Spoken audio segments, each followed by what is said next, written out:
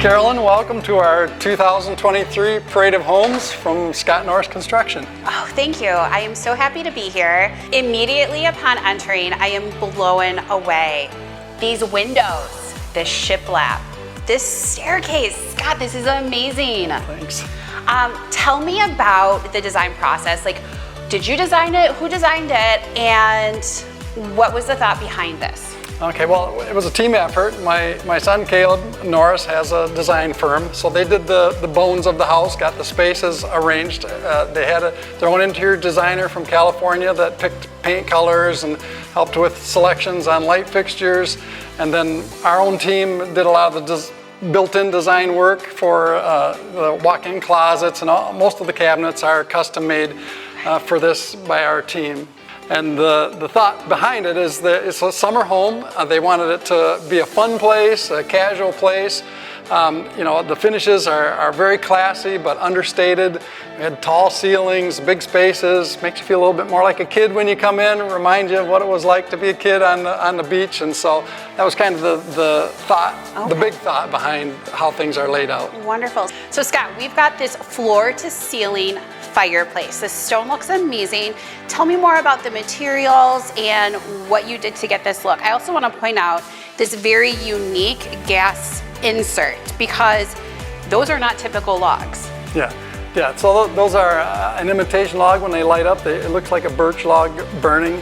It's a lineal fireplace, so it has a lot of flame on it. 80,000 BTUs it's actually rated for, which actually required this mantle, which looks like a rustic log, is actually a non-combustible product.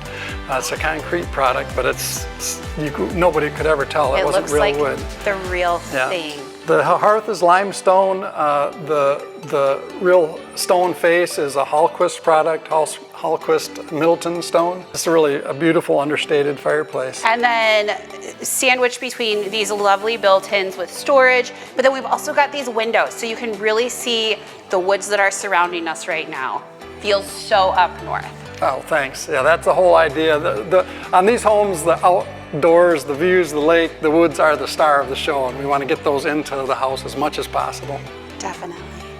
So then, I mean, this is really a great room because from our living space, we're going right into our dining room, right into this amazing kitchen.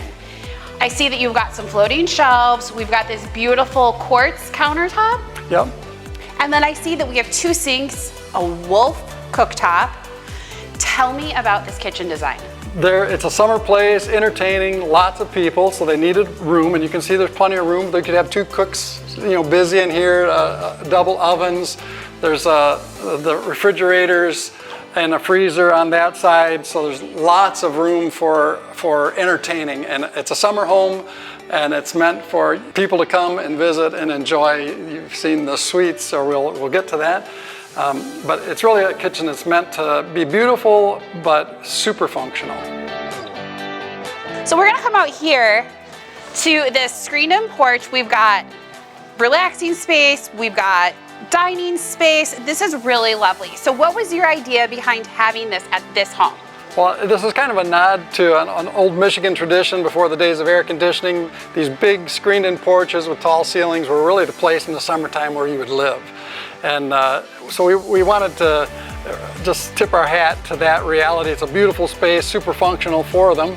They will certainly spend lots of time out here, nice breeze off the water, and so it's just adds to the classic feel of the house. And again, hopefully it reminds them of when they were kids and would come to a place on Lake Michigan. You'd expect to see something like this on Mackinac Island. Right. And so it's just kind of a nod to that childhood memory.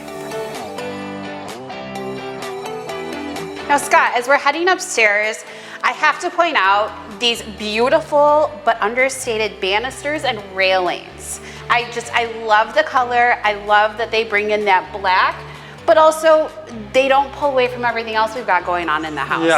Yeah, especially the paneling on the walls, again, kind of harkens back to the turn of the century when you saw more wood on walls, especially in cottages, and overstated railings and things could actually take away from some of those nice subtle details that are on the walls. And again, they wanted the place to be welcoming, so we didn't want anything to be overly formal or imposing. Yeah. Okay, so up here we have how many bedrooms? 4 bedrooms up here total, including the master suite. And how many bathrooms? 3 bathrooms, including the master suite. Okay. One of the things that I've noticed up here is with the bathrooms, they all have kind of different tiles, but they're all sticking to that blue color that kind of goes throughout. Yep, that was very purposeful. The owner, she loves blue. That's her favorite color. We looked at all kinds of stuff. She just realized, I love blue. That's my favorite color. And so you'll see blue almost in every room of the house, some shade of it. So here we are in one of the smaller bedrooms, and I chose to come in here because of the wallpaper. With the shiplap and this wallpaper really feels like up north cottage. This wallpaper is from Serena and Lily, and I think all of the wallpaper throughout this home is from Serena and Lily. It's really unique to see wallpaper. We've had a few decades where wallpaper was no. So kind of what went into having wallpaper on these walls? I mean, do you just slap it up? Is there paste like it used to be? This is done in the old-fashioned way with sizing and paste done by professionals. And again, the idea is to harken back. You see the paneling on the ceiling and the wallpaper on the walls. That's not just from 10 or 15 years ago. That really goes back more to the turn of the century in the 1900s. Where it was more common in older homes. And so this is a very playful, I think welcoming wallpaper, but just again, a tip of the hat to that classic detail. So moving back down through the hallway past some of these bathrooms, I noticed we've still got all of these windows looking outside. It's so bright with natural light. There's split staircases, and I think that this is really the part of the house that excited me, because we're moving into the primary suite. So Scott, here in the primary, you're immediately faced with these beautiful views of West Grand Traverse Bay and Power Island out there. This ceiling really opens things up. Tell me about the ceiling. Okay, again, we put some wood product on the ceiling to give it a little texture and make it feel a little bit more substantial, like an older house might have been, as opposed to just drywall, which we're used to seeing on ceilings. It's a little bit vaulted. We have a bed with a 4-poster bed, so it adds a little touch of romance to the room without being overly emotional, I suppose you would say.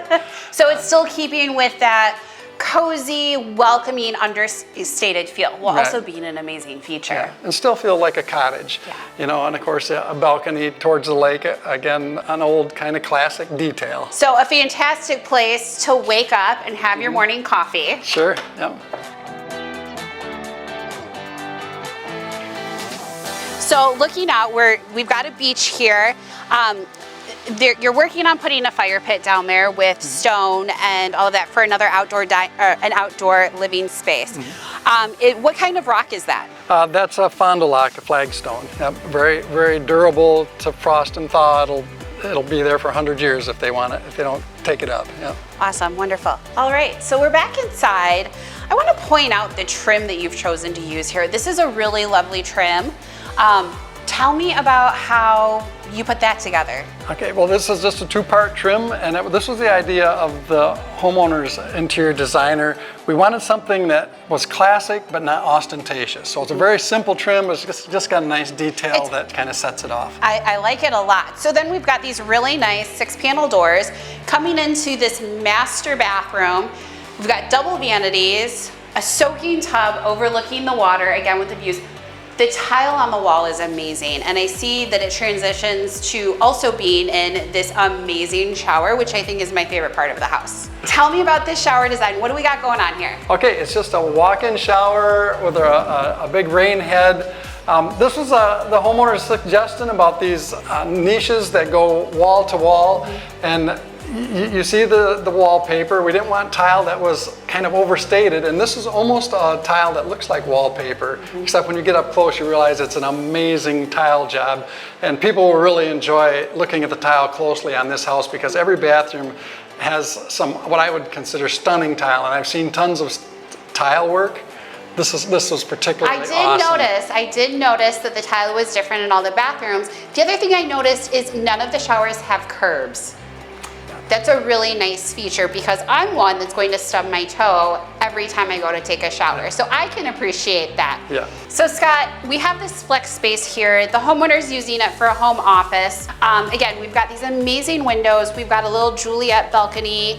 I pretty much took everything that you were gonna say and said it myself. That's just a flex space so that he can work, but to have some connection to the fun that's going out there without being interrupted by it. Mm-hmm. Very nice. And then from here, you know when I said that the bathroom was my favorite part?